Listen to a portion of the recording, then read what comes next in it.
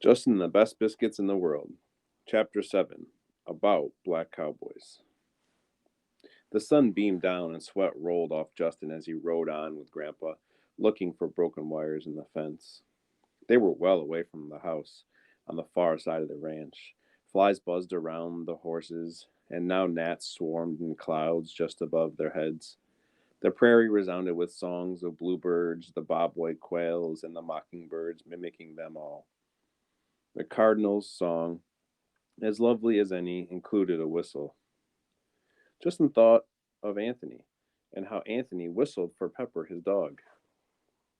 It was well past noon, and Justin was hungry. Soon they came upon a small, well built shed, securely locked. Nearby was a small stream. Grandpa reined in his horse. When he and Justin dismounted, they hitched the horses and unsaddled them. "We'll have our lunch here," Grandpa said. Justin was surprised when Grandpa took black iron pots, other cooking utensils, and a table from the shed. Justin helped him remove some iron rods that Grandpa carefully placed over a shallow pit. These would hold the pots. Now Justin understood why Grandpa had brought uncooked food. They were going to cook outside. First, they collected twigs and cow dung. Grandpa called it cow chips.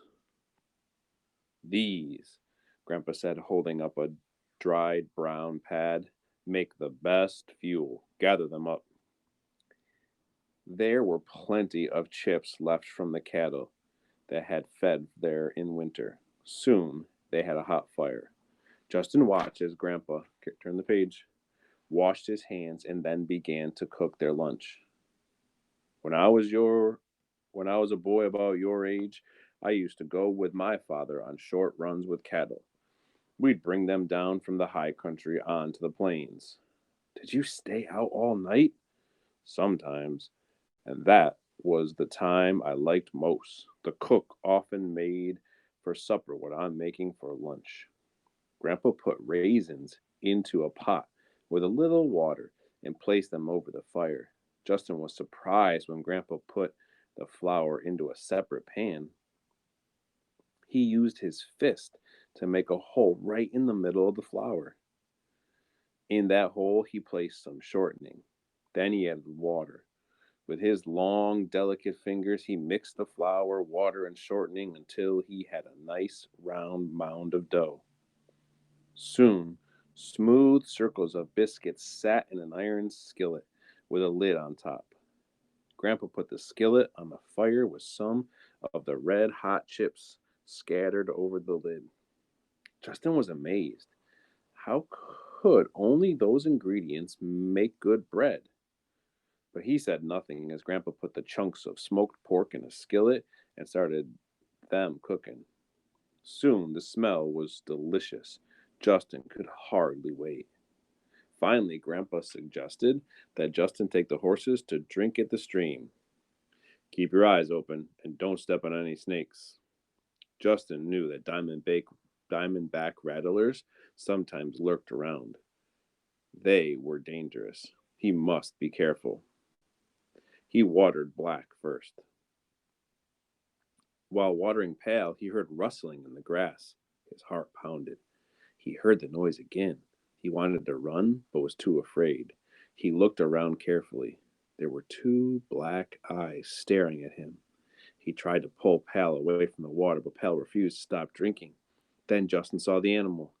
It had a long tail like a rat's, but it but it was as big as a cat.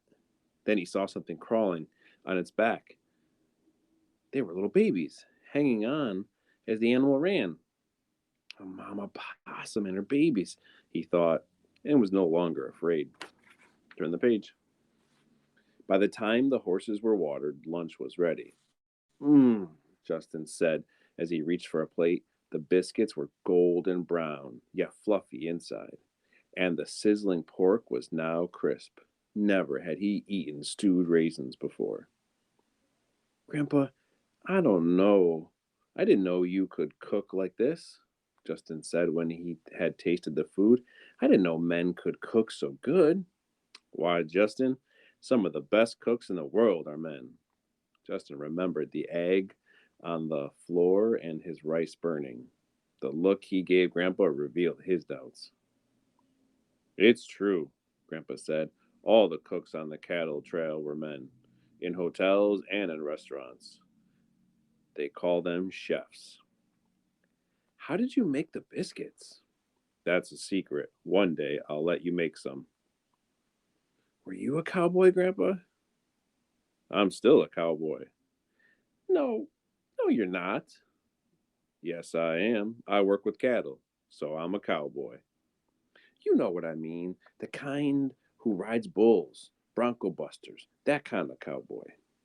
No, I'm not that kind, but I know some. Are they famous? No, but I did meet a real famous black cowboy once. When I was 8 years old, my grandpa took me to meet his friend, Bill Pickett. Pickett was an old man then. He had a ranch in Oklahoma. Were there lots of black cowboys? Yes, lots of them. They were hard workers too. They busted broncos, branded calves, and drove cattle. My grandpa tamed wild mustangs. Bet they were famous. Oh no. Some were. Bill Pickett created the sport of bulldogging. You'll see that at the rodeo.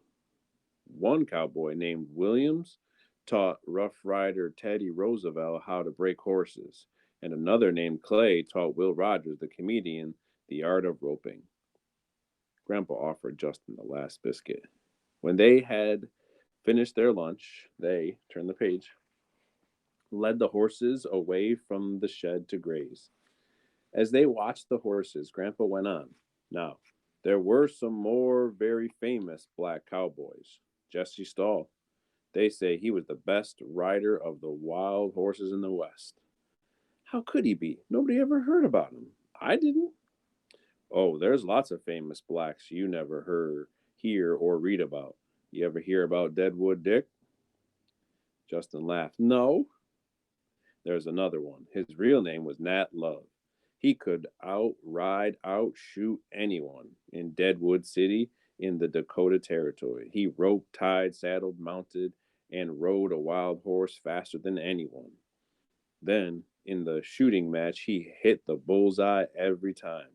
The people named him Deadwood Dick, right on the spot. Enough about cowboys now. While the horses graze, let's clean up here and get back to our men's work.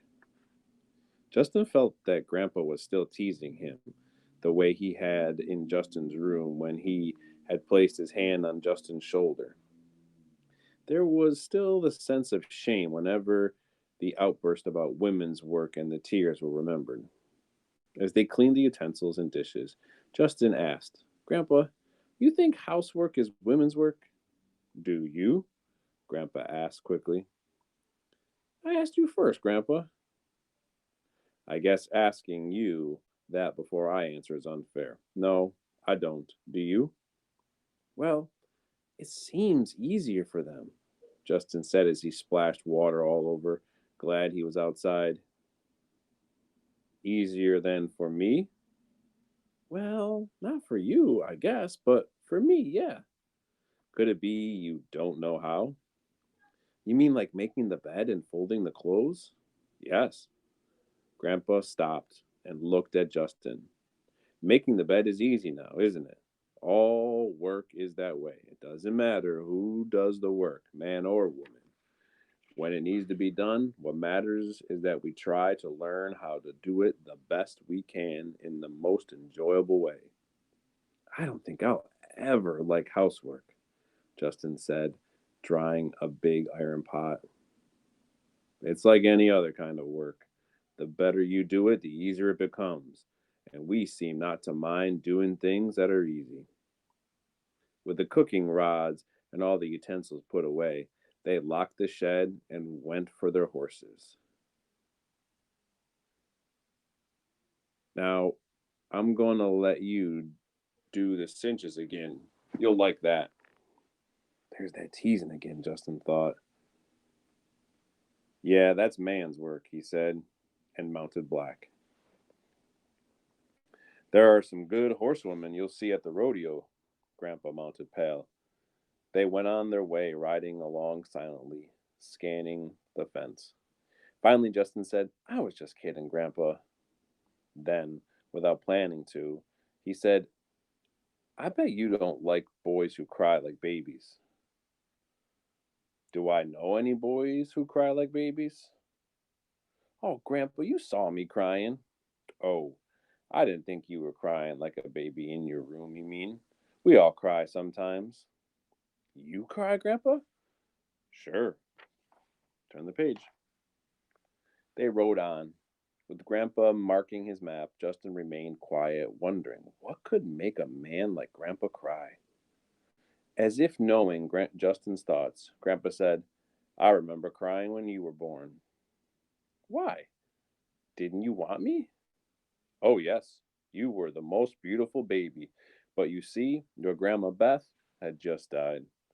When I held you, I was flooded with joy. Then I thought, Grandma will never see this beautiful boy. I cried. The horses wading through the grass made the only sound in the silence. Then Grandpa said, There's an old saying, son. The brave hide their fears, but share their tears. Tears bathe the soul. Justin looked at his grandpa. Their eyes caught. A warmth spread over Justin, and he lowered his eyes. He wished he could tell his grandpa all he felt, how much he loved him.